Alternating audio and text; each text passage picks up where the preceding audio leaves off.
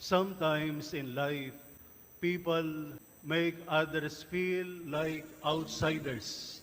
Outsiders because of race. Outsiders because of poverty. Outsiders because of past mistakes. Outsiders because they do not belong to the group. Outsiders because they are different. Today's scriptural readings, however, remind us that in the heart of God, no one is an outsider.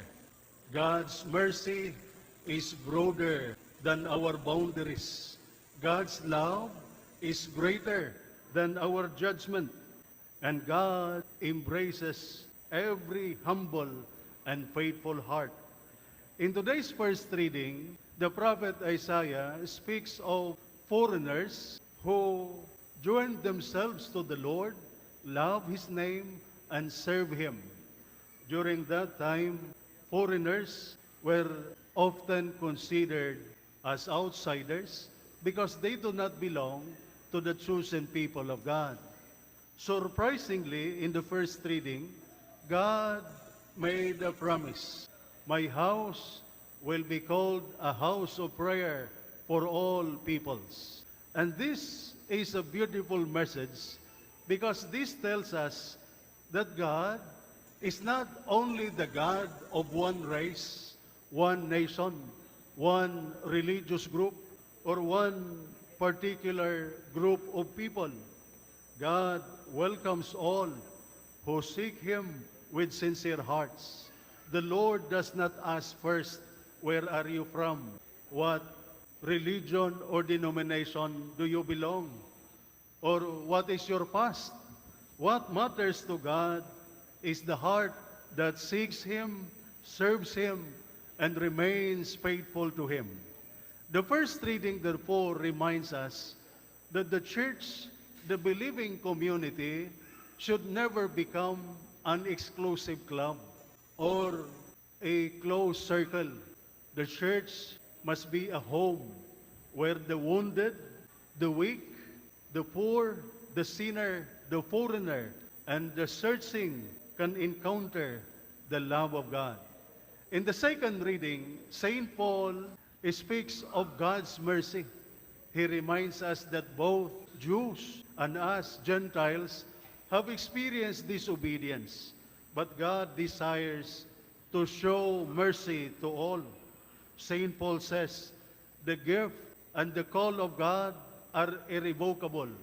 This means God does not easily cancel His love.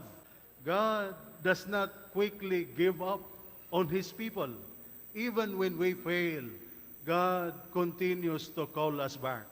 And this is good news for all of us because sometimes we think that our failures are too many, our sins are too great. Sometimes we think that God is tired of forgiving us. Sometimes we think that we no longer deserve another chance.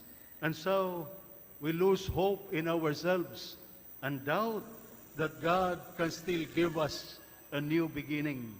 St. Paul, however, reminds us that God's mercy is greater than our failures. God's mercy does not excuse sin, but it opens the door for conversion. God's mercy does not tolerate evil, but it gives sinners the grace to rise again. In the gospel reading, we meet a Canaanite woman. She is a foreigner. She is not part of Israel. She does not belong to the chosen people of God. But she comes to Jesus with desperate prayer. She says, Lord, Son of David, have pity on me.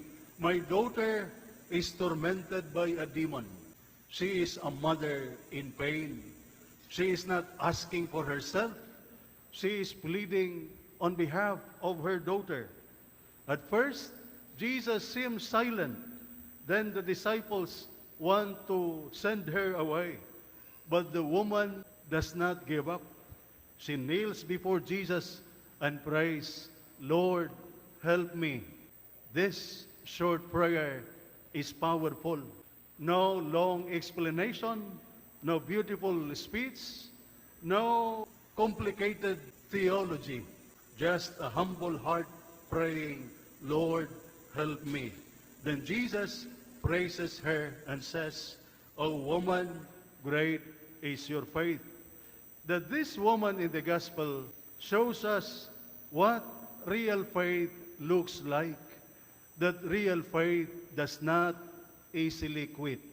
Real faith continues to trust even when God seems silent.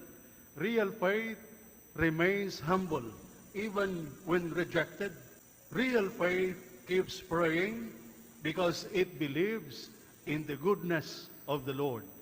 Brothers and sisters, today's scriptural readings gave us at least three important things. First, do not treat others as outsiders. In our families, communities, offices, and the church, let us not exclude people too quickly. Sometimes the person we judge as far from God may have a deeper faith than we expect. Second, do not give up when God seems silent. There are moments when we pray and nothing seems to happen. We ask, we cry, we wait, and still God seems quiet. But silence does not mean absence. Delay does not mean rejection. God may be deepening our faith, purifying our trust, and preparing the right moment for His grace. And lastly, pray with humility and perseverance. The Canaanite woman gives us one of the simplest and most powerful prayers. Lord, help me. And so, when you are tired, pray. Lord, help me. When your family is in trouble, pray. Lord, help me. When your child is lost, pray. Lord, help me. When your faith is weak, pray. Lord, help me. When you do not know what to do, pray. Lord, help me.